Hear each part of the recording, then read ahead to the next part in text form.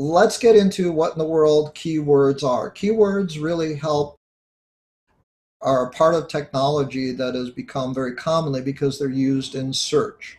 So I'm going to talk a little bit about keywords. I'm going to try and explain what they are for people that have no understanding of them. I'm going to try and explain what they are for people who are trying to promote and market their website. And we'll take a look at Google's keyword planning tool so that even if you're not a marketer, you can see what a marketer might do with keywords and how they work and how they're effective. Okay, so first of all, Google does not create keywords. Most people use Google for search, and this is a screenshot I took of Google search box.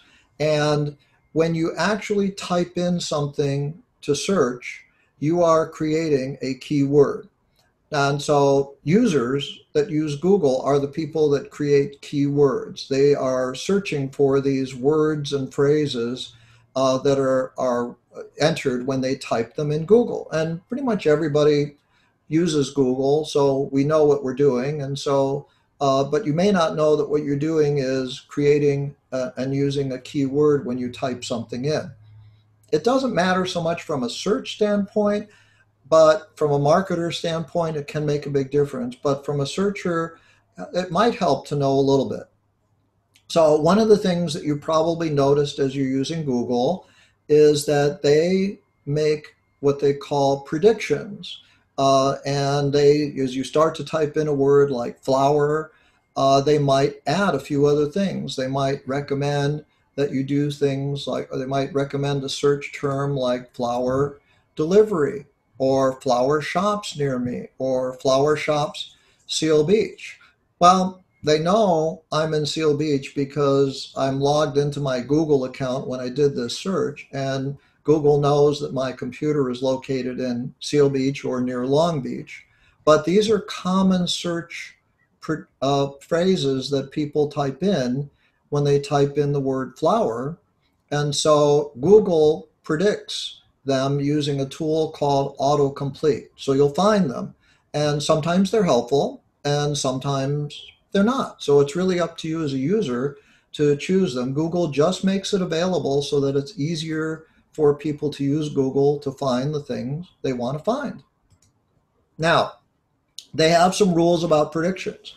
And I looked this up and I pulled this from Google. So this is what they say. The predictions we show are common and trending ones related to what someone begins to type, so that other people have typed in these phrases and they've clicked on them and done searches for these things. This is why Google recommends them. However, they do have policies for autocomplete, so that they do bar searches that include sexually explicit predictions that are not related to medical, scientific, or sex education topics. So obviously, pornography is what they're talking about there. Hateful predictions against groups and individuals on the basis of race, religion, or other demographics, and violent predictions that might be dangerous and harmful activity in predictions. So they're not going to make it easy for people to find these things on Google with their autocomplete policy. So just keep that in mind that Google is trying to keep Google search a safer place for the world. And they've got a tough job ahead of them because there's a lot of stuff out there on the internet. Now, when you type in a keyword, Google pulls up a web page with some results. And this is how this whole thing happens. There is a piece of software, and I took this picture that I found just to show you what software looks like. And unless you're a programmer, you're probably not going to understand any of that. And I don't understand it. I'm not a programmer anymore. But Google has a piece of software called the Google Bot. And what it does is it crawls all over the web. It goes from website to website, from web page to web page, and it pulls information in to Google. So this is a software that is actively running 24 hours a day. It is technically called indexing because it creates an index of information. But Google got this tool that goes out. Now, they don't get to every website. I've read some sites that say that Google's bot gets to about 75 or 80% of all the web pages on the internet. So they don't get to 100% of them, but they get to a lot of them. What it does is it crawls the web. And so this is my Googlebot icon. I just pulled something from clipart, and it collects data about the websites.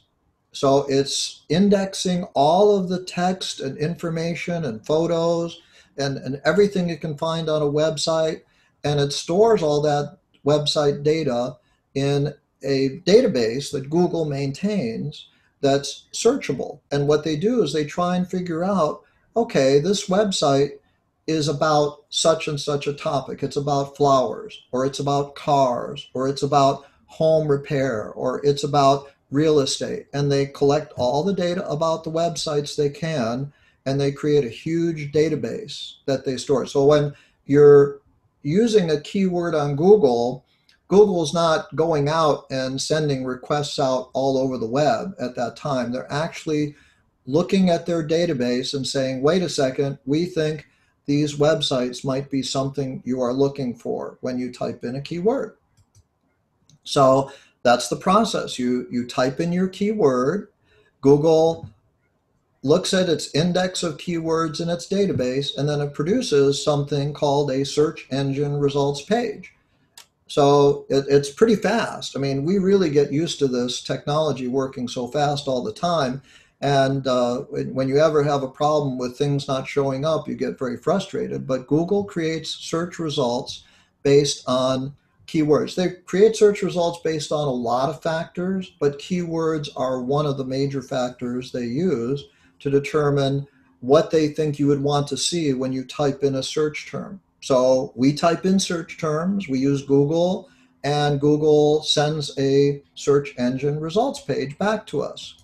This is an example of flowers. So I type this term in, flowers, and I hit go for it, right? Search, and Google produces a search results page that has almost 5 billion results in less than a second. So that means that they know that there's over almost 5 billion web pages that and search results for the word flowers. And so they have a couple of things. What a lot of times you will see are ads.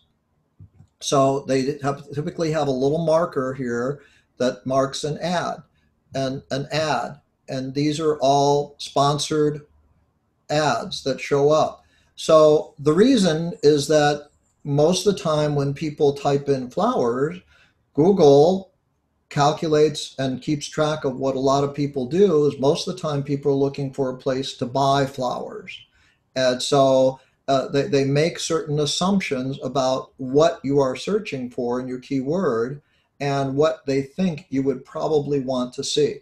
And to be honest, they do a pretty good job of it because people keep going back and using Google over and over and over again. If they didn't do it well, people would say, wait a second, I got to find a better search engine and find something that gives me results that are more meaningful to what I want. But Google does a very good job of predicting what people want.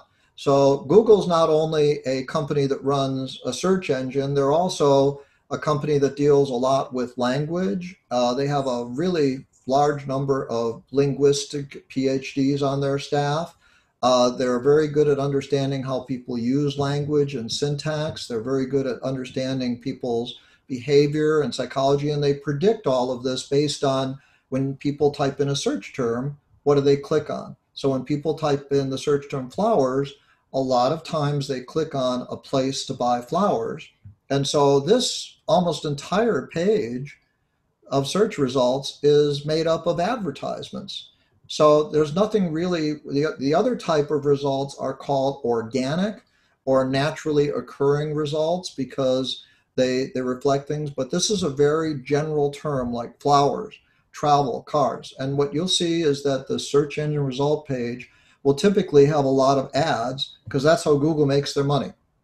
When the ads appear, people usually don't pay Google for the ad appearing, but what they have done is they have bid on the fact that they want their ad to appear for the search word flowers, and they're willing to pay Google a fee when people click on their ad. And so that's what drives Google and what drives a lot of their revenue. Now, smarter website owners, if you own a website, some of you probably do on this call, you learn to use keywords in the text copy in order to rank higher in search results. It's not a perfect science. If it were a perfect science, people could manipulate it, but Google really tries to deliver search results that appeal to people, and so they really try and make it more relevant to what people do, as opposed to letting search engine optimization, which is the profession of having websites show up higher in Google search rankings, has become a more challenging and a more difficult profession. And really only the very best people are able to be successful at it now. But advertisers can advertise on Google, but they can also utilize keywords in the content of their website, so that when Google does that indexing and searches and crawls with the Google bot, they understand that, wait a second, this website is all about flowers or furniture or cars or travel. And that's an important thing for people with websites to do. And that's why I say one word can make a difference in search results. So you could write copy on your website that says, "We stand out from the rest," or you could write, "Our flowers stand out from the rest." You could write copy that says, "We offer next day delivery," or you could write copy that says, "We offer next day delivery on all flowers." Or you could have something on your website that says, "We offer arrangements for every occasion," or "We offer flower arrangements for every occasion." Each of these phrases is an opportunity to use a key word. So marketers basically are taking not their website and saying, "I want my website to be found and ranked high on Google." They're saying, really, "I want my website to rank higher on Google when people search for particular keyword phrases." And the competition can be pretty severe for this sometimes. A very general term like flowers probably is going to require a website marketer to pay for an ad to have their website appear higher in search rankings. But a website that might deal with specialty flowers might be a little bit different. So Google understands this, and website marketers understand this, and people actually start to use this behavior. We actually learned to refine our search results. We've become better at searching just because we use it so often. So we might type in flowers. Well, that gave me a lot of general stuff. I'm really not sure that's what I want. And so people start to refine their search term. Then they type in flower delivery. Or they might say, "Wait a second, I forgot to order flowers for anniversary or Mother's Day. I better get next day flower delivery." Or I might want to get specific and say, "Who does next day flower delivery in, say, Seal Beach?" Each of these phrases is considered a key word by Google, but Google understands that people often refine their search as they go through and type in things. And you learn that. You learn to add a few words. You learn to get more specific. And so you might follow the suggestions. Those are all options that are available for you. So that's some examples of how keywords can be used. So I'm going to take a pause now before I actually go to what's called Google's keyword planning tool. And let's see what kinds of questions there might be out there among our audience, okay? So if you have a question, raise your hand. If you don't, I'll go into the keyword planner, but we'll give people a minute. Okay, so Fred, I see. Go ahead, Miriam. Fred has a question. After ads, unless it's a real complicated answer, it probably is. What determines the ranking? You got 9 million hits. There's some guy that's got the 9th million hit, and there's another guy that's got the number 2 hit. And how does that get determined in 25 words or less? Yeah, it's as much an art as it is a science, Fred. People that do search engine optimization for a profession, pay attention to how Google ranks websites based on variables. So a couple of common things are, if your website doesn't use the word flowers in it anywhere, Google's not going to think it's about flowers. Okay, so that's one factor. The other factor is that if you have people linking to you from other websites, Google might rank your website higher in search results. So if somebody from, say, the Wall Street Journal liked an article on my website and they linked back to it, that's technically called a backlink. That's another factor.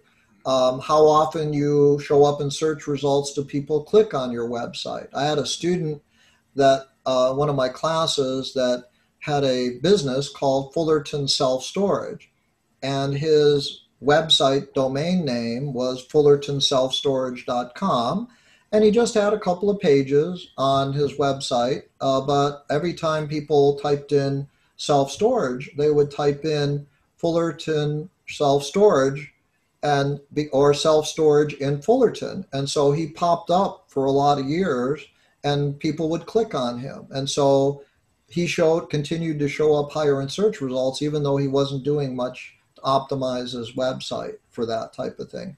But Google does not, keep the formula. It's like the formula for Coca-Cola. I went to the Coca-Cola Museum in Atlanta, Georgia, and the Coca-Cola formula is supposedly only known by 2 people in the world, and it's in a vault, literally. So Google does not want people to manipulate search results. They want people to get the search results they want. And so depending on what you type in and how you type it, they will produce different search results for you. And it's over 250 factors, I know, that are a major part of it, but starting with keywords is really important. You want to make sure that you at least have that keyword or keyword phrase in your website. That was more than 25 words, Brett. I'm sorry. Yeah, Thank you. I have a chat question from Joseph Valentinetti. Does Google assume your search is shopping related? Not necessarily. Okay, so Google, I use the example of auto parts versus auto repair.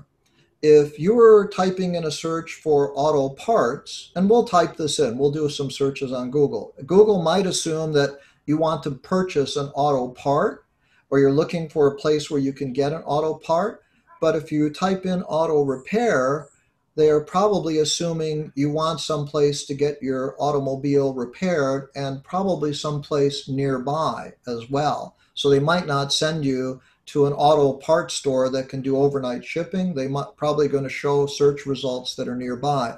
So every type of search term has its own rationale in terms of the kinds of results. But remember, Google does make money on ads, and so they're always going to populate search results very typically with an ad, because that's how they support themselves and make it free for us to use.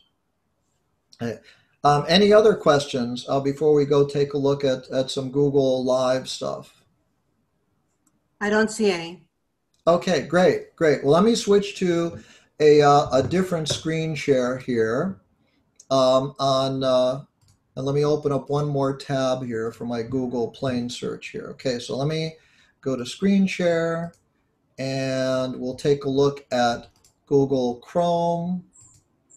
And what I have is a search box open. So for example, if I type in flowers, let me get in there. Okay, flowers. And I just click on flowers. I get similar results to what I showed. An ad from 1-800-Flowers. And the advertiser doesn't pay for this to appear unless they're paying for what's called an impression. When an ad appears on Google search results, that's called an impression, but it doesn't necessarily mean the advertiser has paid for it until we click. So if it's a pay-per-click ad, then the advertiser pays. So they're going to produce some different results here. Now, if I wanted to type in something a little bit different, if I wanted to take live orchids, for example, And I might have some different options here. A lot of them are for delivery, for sale. But if I type in live orchids, I might start seeing some other search results. Ad, ad, ad, ad. Okay, and all of these are ads on the right hand side. But then we start to see some organic search results. Etsy, live orchids, Amazon, live orchids, Amazon live orchid plants, kalapanatropicals.com, buy live orchids from Hawaii. Okay, and then Logies, orchids for sale online. And then we get further down into other results. So to find the non-ad ones, you might have to go a little further down in search results. And unfortunately, most people don't go beyond the first page when they get a search results. They just look at the first page and they'll click on something. And so people are trying to rank higher. Now, if I type in my example, auto repair, one of the suggestions comes up near me, but I see some ads. But how did they know to deliver Seal Beach, right? Cypress, Long Beach, Garden Grove, because I'm logged into my Google account, that my little icon there, and Google knows from my internet address approximately where I'm located. And so they can use my IP address, my computer IP address, to deliver things. But since I typed in auto repair, they know I'm probably looking for something nearby. They make an assumption about that. But if I change the auto repair part to auto parts, I might get all types of websites all over the place. There are some local ones that are available because they do know some people like to get auto parts. But here's one, Napa Auto Parts, that isn't an ad, it's an organic search result. Okay, carparts.com, O'Reilly Auto, AutoZone, so that they show up typically below the ads. Just remember to scroll down if you want to see something that's non-advertising related. But you can't stop the ads from appearing in your search results because that's how Google makes money. And so they're going to make money. If I click on advanced auto parts, they will do it. Now, there are many tools. Google has some fraud prevention tools to make sure people are not committing fraud or abusing an ad click or something like that. And you'll see sometimes the ads show up for different things. So somebody using the word auto parts in their name really might help them in terms of search results, because I typed in a search for auto parts and advanced auto parts just happened to show up high, but they also use the auto parts in their name. And so people that want to show up higher in search results typically should use the name of their keyword in their business name. And lots of times websites sometimes have to change what they do in order to accommodate that. Is that if you have a name like mine, Bobology, it doesn't make any sense. And I actually honestly don't worry too much about showing up in search results because most of my site is for community college students or people that subscribe to my email list. But if I wanted to show up in search for online training or training classes, I would be better off if I'd use those types of words in my keyword optimization strategy. So that's sometimes a challenge with a brand name. Obviously, if you search for something like Apple, you'll find something that will show up, Apple's official site. They have an ad, but they also show up in the organic results. And so this is their whole page. The whole search results page is Apple. No matter where you clicked on, you would click on Apple Los Cerritos, Apple's website, Apple's ad. So this is kind of like the trifecta of a marketer, is to show up in both ad and organic on a web page. And this is a reference to the company on Wikipedia that it pulled things from, because people are sometimes doing research on the company as opposed to just necessarily the product name itself. So the more More exotic you get in your search terms.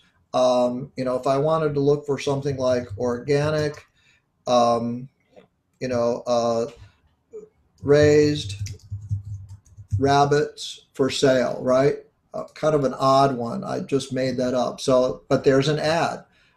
So there's Hooves and Paws Animal Rescue, but there's other places where you can see how do you raise an organic rabbit. But if you scroll down, you'll see that people are showing up in organic search results here below the ads.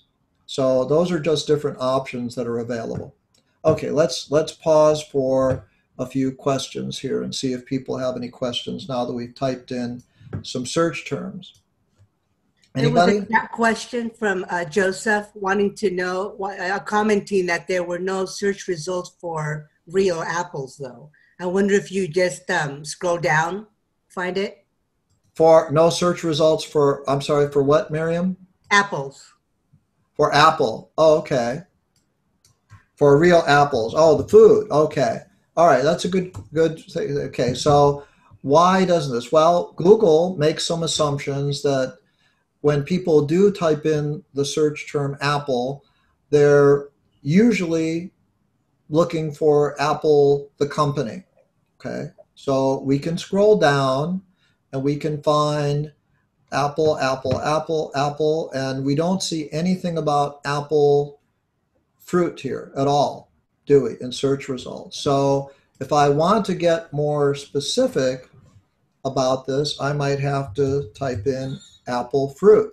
But there's a lot of them that come in now here for that. So people have to start being more creative in their searches. So just typing in a very generic term is going to give you a lot of ads and probably things related to marketers. As you start to get more specific about apples, say I want to type in Gala, I like Gala apples, you'll start to see some things from Wikipedia and not a whole necessarily a lot of ads. So there are ads here in the sponsored section on the right that show up, but you'll typically find more organic results as you get more specific in your searches. So I can look at Fuji apples, and this comes up with a Wikipedia link. And knowing that the search results you're getting are ads or links to websites. So this is orangepippin.com. I don't know who they are, but they are showing up with information about different varieties of apples. Fuji apple uses, there's an apple for that, which is a website. Weaver Orchards that grows apples. So different types of search results are going to require you to be a little more creative. Think of this as like using the library. As if you go to a library, admittedly, you can see the books on the shelves. You'll have that ability to do that, but you might need to get a little more specific about how things are categorized and how they show up in search results. There was another question about if you can bypass ads. You can never get an ad-free website result search page from Google. Google is a free service, and part of the free service is that you will see ads showing up in your search results. So you can't bypass ads. So that's one of the ways Google supports themselves and makes the advertisers pay for the search engine. Annette also had a question about if you're going to cover how to use keywords to better market our site, or are just showing us how to search the web. Now we're gonna look at Google's keyword planner in a minute after this series of questions, and look at that. And Jan also had her hand up. I just want to comment, being very frustrated with ads. When I do some research now, I automatically put Wikipedia in, and that will take me frequently to get the information that I need without ads.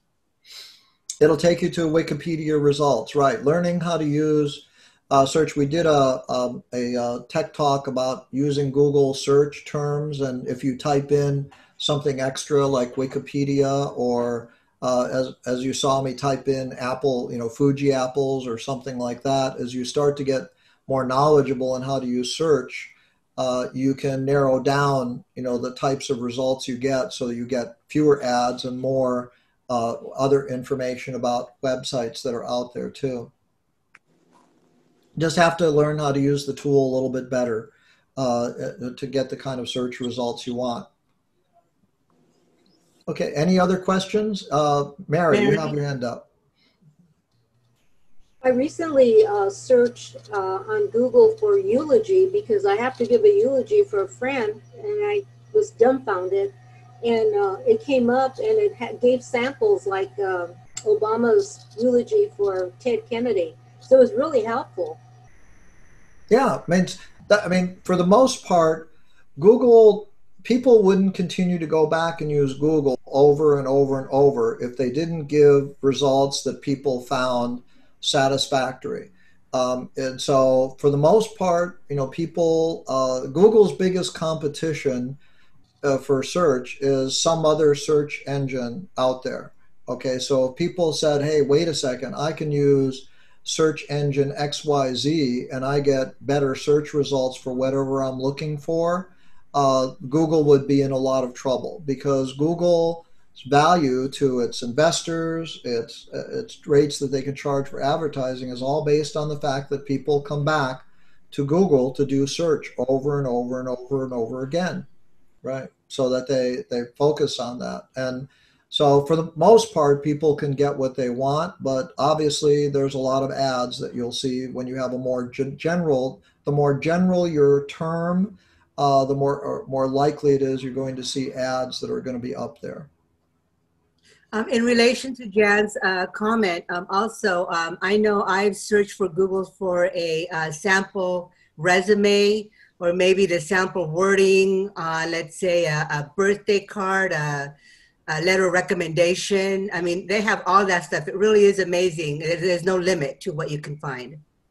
It's pretty good at indexing the web, right, and figuring out where the stuff is. And it'll typically show sites that other people have found valuable in your search results, as opposed to sites that aren't. But it's like anything else, the more you're willing to do research and scroll down and go through and refine your search topics, the more likely you're going to find something that maybe people don't come across that quickly. And so, I mean, ads are there because, companies sell products that solve problems for people, and so that's why they do that. Okay, so what I'm going to do is pull up a web page here called the Google Keyword Planner. This doesn't cost anything to use, but you do have to set up an account with what's called Google Ads. And you don't have to buy an ad, but you have to create an account with Google Ads to use what they call a keyword planner. This is what website owners and marketers would do to do a couple of things. So they give you two options here with the keyword planner. You can start with a keyword. So what do you want to be found for? Well, you could say, let's say meal delivery. They recommend meal delivery. Okay, so if I want to be found for meal delivery and I want to use that as my keyword that I want to show up better for, I can see what in the world people are searching for when they do keywords. Boy, there's a lot of stuff. Okay, so Google recommends a lot of ideas here. So there's the keyword. There's an average of between 10 and 100,000 monthly searches for meal delivery. They say the competition is high, meaning that when people bid on what they will pay for somebody who clicks on an ad that shows up for meal delivery, the competition is pretty high. To bid, to get the lower end range to show up on search results with an ad, you would pay $3.70 per click. Okay, now all Google is doing here is they're saying, we're going to deliver a click if you want a click. If nobody clicks on your ad, you don't pay. But they're telling you that the competition for this keyword is pretty high. And to get at the top of the page, you might have to pay $8.65. So a strategy for a marketer would say, well, are there other ways I can pick a keyword besides meal delivery? Okay, keyword ideas. HelloFresh. You can actually bid on a keyword that includes the phrase of a competitor. So somebody typing in the word HelloFresh might, you could have an ad show up for your company if you want to do that. You can set up an ad for meal delivery services. So these are all different ways that people typically might use a keyword phrase and related keywords. So this is kind of an idea generated. So if you're a marketer, what you want to do is you want to say, wait a second, if people really don't do a lot of searches for healthy food delivery down here, 1 to 10,000. So focusing on healthy food delivery could be a little niche market, or it could be something that I want to focus on, but keep in mind that how people use the keyword. So if you're an advertiser or a marketer and you write your copy on your website and you use a phrase like dinner delivered, but you don't use meal delivery or you don't use one of the higher ranking ones, you might not show up in search results as well. So you're really basically saying, if I want to show up in search results when people type in these phrases, or I want to have my ad run when people search for these phrases, you are picking the phrase. So they have some recommendations here. So broaden your search. Fresh food, best food, meal service, delivery, meal kits, grocery delivery. So if I look at meal kits, I get some different information here. I'm going to click out the X here. So I just see meal kits and see what happens. So the results here are a little bit different. These again are the prices. So Home Chef login, wow, people are willing to pay $15 per click. Home Chef meals, $14.60 per click. So you can see that some of these ads are really can add up. If somebody had 100 clicks, they'd be spending a lot of money on ads, but this is what it takes. I don't know how many of you have used something called the Yellow Pages recently.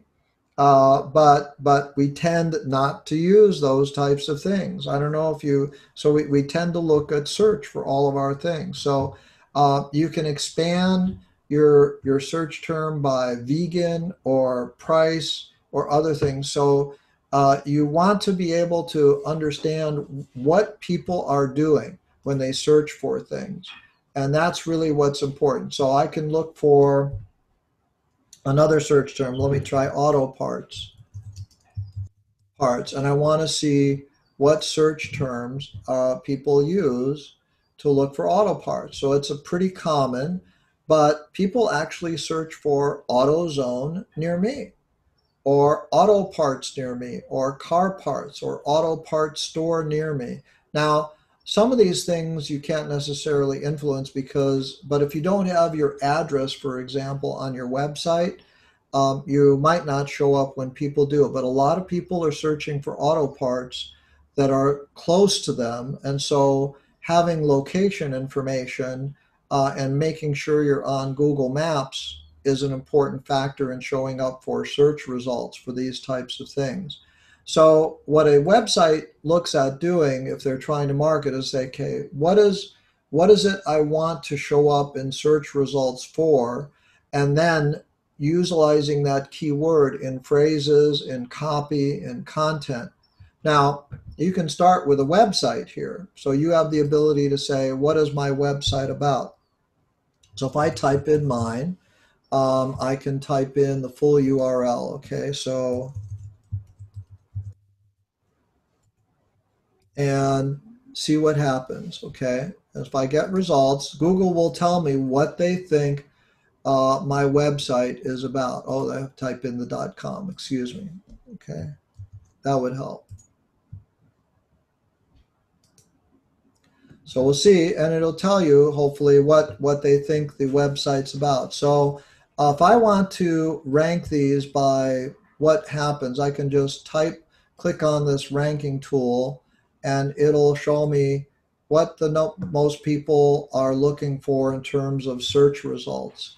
And so Google has basically come up with an index of my site, and they say, okay, this is some of the search terms we think the keywords are being used on your website, and what keyword search results your website is probably showing up for.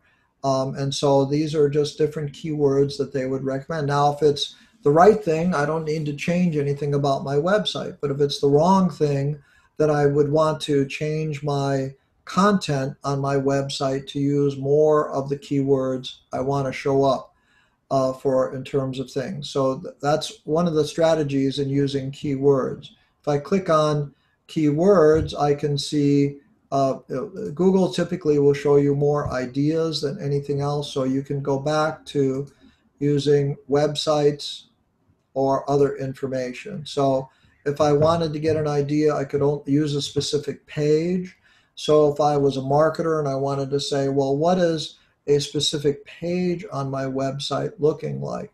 So if I take this page that I wrote about what are keywords, and I copy this and paste it in here, and I say, what does Google think this page is about? Okay, they do come up with keyword ideas that are here. They know that I use the word keyword, the keyword planner, the keyword tool, other AdWords. Those they have. They think this web page is about keywords. So understanding how you want your website to show up in search results is not about what's on your website. You have to start with what keywords people are using to search for things, and then make sure you use those words and phrases in your website. The more you use them, the more web pages you have, the more copy you have. But Google also is pretty smart about things. They will penalize you if they think you're doing what's called keyword stuffing. And that means that you maybe use the phrase keyword planner, comma, keyword planner, or overused it in terms of grammar and syntax in the way you typed it in, and they will penalize you if you do it that way and rank you lower in search results for that type of thing. So different websites will show up, but if I want to type in something for keyword planner, okay, Google will pop up, but also there are some ads here that show up. There are actually services that offer services to help you find better keywords and to understand how they're being used and what they're being used. And search engine professionals and people with websites that depend on showing up higher in search results will use these to do it. So Google's strategy is about, okay, let me show search results for what I think is going to be a popular result. So if I did a website, if I did a search on Google here for keyword planner, Google's going to show some ads first. So I can always advertise. So even if my website doesn't show up high in search results for a particular search term, I can buy an ad so that when people type in that search phrase, and I can be willing to pay on a click for doing that. So if I click on this ad, it takes me to what they call the #1 keyword planner alternative, right? So they're trying to compete against Google's free tool, and they offer some paid functions, and then they have some other suggestions. Because I clicked on one ad, Google is now showing some other ads that are possible for me to look at as well. So they will change the search results based on what they track you doing. Because as you're typing in things in Google and searching, they're keeping track of what you are doing as well. And so they will make recommendations for other types of things they think you might find beneficial. It's a very complicated, complex science to show up higher in search results, and that's why a lot of people are willing to pay for advertising on Google and promote themselves that way. But it's the old adage, if you build it, they don't come anymore. You've got to promote it and market it. And so we get the advantage on our side by getting a great search tool like Google that we can use for free to find lots of things. And all of the cost of Google is paid for by advertisers. We don't pay a penny in order to use Google for search. So think of it that way as the benefit we get from it. All right, so we have had almost an hour of keywords. I hope you're bored to death by them now, but there's just so much you could go into. Again, I did a session on how to do better searching, and if it's something that people would like to see repeated, send me an email, and maybe we'll put it together on the calendar for October. If you want to learn how to do better searches and learn how to use what are called Boolean operators to narrow down your search terms, we can do that. But I'm also going to be doing something on navigating around web browsers because they're a challenge too. Stay safe, stay happy, everybody. And if I don't see you on Cocktail Hour, I'll see you again sometime next week. Okay? Thanks. Bye-bye. Thank you.